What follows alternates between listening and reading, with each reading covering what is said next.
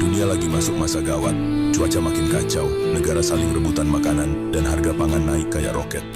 Tapi, ada satu hal yang nggak banyak orang sadar. Dunia sekarang kekurangan pangan bukan karena nggak ada tanah, tapi karena cuacanya makin brutal. Banyak negara mulai panik.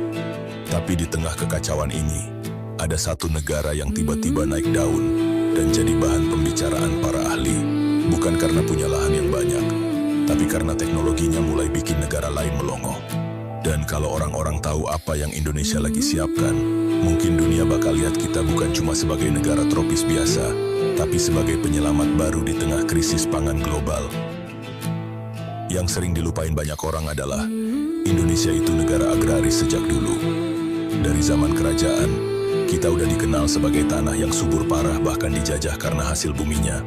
Tapi selama puluhan tahun, sektor pertanian kayak nggak dapat spotlight. Baru mulai 2024, semuanya berubah.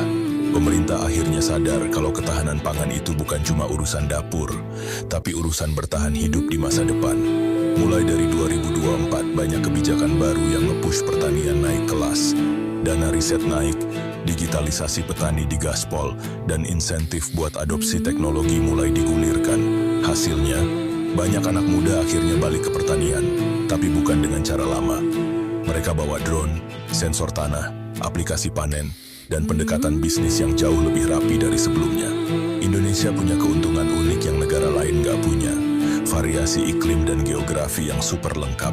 Dari dataran tinggi sampai pesisir tropis, dari tanah vulkanik super subur sampai rawa gambut, semua jenis lahan ada.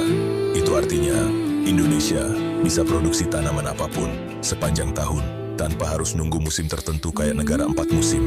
Dan yang bikin dunia kaget adalah Indonesia mulai ngolah keunggulan ini dengan sistem yang lebih terstruktur. Mulai ada peta pangan nasional, perencanaan tanam berbasis data, sampai integrasi satelit buat ngelihat kesehatan tanaman. Dengan kata lain, kita nggak lagi bertani asal jadi, tapi udah jadi negara yang bangun strategi pangan jangka panjang kayak negara maju. Semua ini bikin Indonesia punya fondasi kuat buat masuk ke level berikutnya. Pertanian presisi, pertanian vertikal, dan otomatisasi. Dulu orang mikir kita cuma negara tropis biasa, tapi pelan-pelan Indonesia lagi naik jadi salah satu pemain paling menjanjikan di peta pangan dunia. Dan ini baru pemanasan sebelum teknologinya benar-benar dipasang besar-besaran.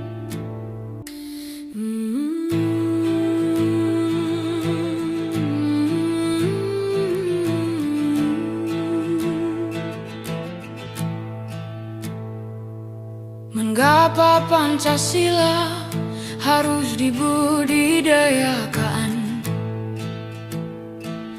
Pancasila hingga saat ini kedalamannya masih merupakan misteri.